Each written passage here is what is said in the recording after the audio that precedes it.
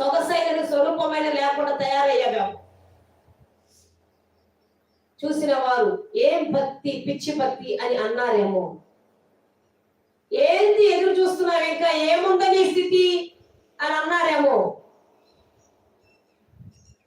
రోజున నా ప్రభు నీతో సెలవిస్తున్నమాట, నువ్వు ఎదురు చూసిన కాలం నువ్వు పడిన వ్యధంతా ఆయన చూశాడు, నీ దుఃఖమంతా ఆయన చూశాడు, నీ కన్నీరంతా ఆయన చూశాడు.